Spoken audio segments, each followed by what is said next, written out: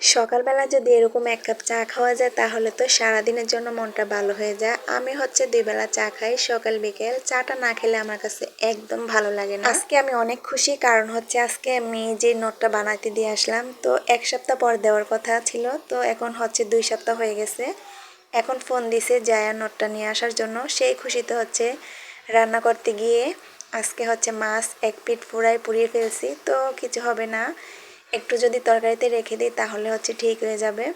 আর এই তো পটল দিয়ে হচ্ছে পাঙ্গাস মাছ রান্না করতেছি। আসসালামু আলাইকুম, সবাই কেমন আছেন? আশা করি সবাই অনেক ভালো আছেন। আলহামদুলিল্লাহ, আল্লাহর অশেষ রহমতে আমরা অনেক ভালো আছি। তো আপনাদের মাঝে আরেকটি ভিডিও নিয়ে চলে আসলাম। যদি আমার ভিডিওটি আপনাদের কাছে ভালো লাগে প্লিজ লাইক দিয়ে দেখা শুরু করবেন। আজকে অনেক দিন পরে হচ্ছে বড় আপুর বাসায় যাব। বড় আপু হচ্ছে বাসা চেঞ্জ করছে, তো যাওয়া হয় না। যেহেতু আমার জালও বাসা চেঞ্জ করছে, বড় আপু চেঞ্জ করছে, মানে কোথা থেকে কোথায় যাব দিশ পাচ্ছি না। তো দোনোখানেই সাপোর্ট দেওয়ার চেষ্টা করছি। আর এই তো আমার হাজবেন্ড হচ্ছে আমার আপুদের জন্য ফল নিয়ে আসলো। আমার দুলাভাই হচ্ছে দেশের বাইরে থাকে, আর দুলাভাই দেশে থাকতে কিন্তু অনেক ঘন ঘনই তাদের ফল কেনা হতো। তো দুলাভাই যাওয়ার পর একটু কমে কেনা হয়, আর বোনকে ছাড়া আমি কিভাবে খাই, তো সেজন্য হচ্ছে আমার হাজব্যান্ড আমাদের জন্য নিয়ে আসলো, আমার আপুর জন্য নিয়ে আসলো। আর এতে এগুলা নিয়ে আজকে হচ্ছে বড় আপুর বাসায় যাব। তো এই সুন্দর কাঁঠালটাই হচ্ছে বড় আপুর বাসায় নিয়ে যাব, আর এই কাঁঠালটা হচ্ছে আমাদের জন্য রেখে দিব। তো এই সুন্দর কাঁঠালটা নিছি, কিন্তু ওইটার কোয়াগুলো একেবারে ছোট হয়েছে, আর যেটা আমরা রেখে দিছিলাম এটার কোয়াগুলো অনেক সুন্দর হয়েছিল, একদম বড় বড়। আর এই তো আপার বাসা হচ্ছে চলে আসলাম। আর এই তো বাচ্চারা কি দুষ্টামি শুরু করছে। আর এই তো আমাদের ছোট্ট বুড়ি ফাইজামণি, ফাইজা তো আমাকে দেখে ভীষণ খুশি। আর এই তো আপু রুমটা চেঞ্জ করছে, তো মোটামুটি গুছাইছে, ওরকমভাবে এখনও গুছিয়ে সারতে পারে নাই। আর আমার আপুর কিন্তু অনেক হাঁড়ি পাতিল, তো বাথরুমের উপর যে ছোট ছাদ থাকে ওইখানে অনেক হাঁড়ি পাতিল রেখে দিছে।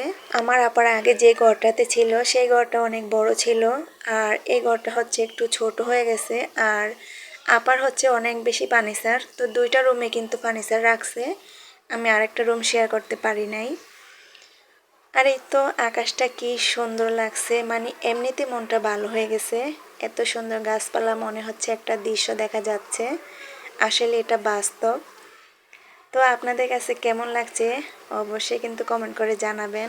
জীবনটা সহজ নয়, সহজ করে নিতে হয়, কিছুটা অপেক্ষা করে, কিছুটা সহ্য করে। আর এই তো অনেক ধৈর্য ধরার পরে আজকে হচ্ছে আমি ফল পাচ্ছি। হাজবেন্ডের কাছে যখন একটা জিনিস চাইলাম, তো সে তখন নগদে বানিয়ে দিল। আর এই তো বানানোর পর এটা দেখে তো আমার মনটা অনেক বেশি খারাপ হয়ে গেল। কারণটা হচ্ছে এটা অনেক বেশি মোটা দিয়ে ফেলছে, আর নিচের সাইডটা হচ্ছে একেবারে চিকন করে ফেলছে। তো এটা আসলে নাকে পড়লে এত বেশি খারাপ লাগে, মানে পুরাটা স্বর্ণ মনে হয়, ওপরে দিয়ে রাখছে আর নিচে একেবারে সিম্পল করে ফেলছে। তো আমার হাজবেন্ড বলতেছিল যে এটা রেখে দাও, মন খারাপ করার কিছু নাই, আর একটা বানিয়ে দিব সামনের মাসে। শখের জিনিসগুলো আসলে এরকম নষ্ট হয়ে যায়, বেশি আশা করতে নেই। তো এখানে কিন্তু 3 রতি বেশি স্বর্ণ আছে, তো প্রায় 6,000 টাকার কাছাকাছি পড়ছে। 200 না 100 টাকা কম হবে। তো এটা রেখে দিব, যখন বলছে আরেকটা বানিয়ে দিবে, তো আসলেই তখন অন্য ডিজাইন দিব, এই ডিজাইনটা দিব না। তো এই তো আজকের মতো এই পর্যন্তই। সবাই ভালো থাকবেন, সুস্থ থাকবেন।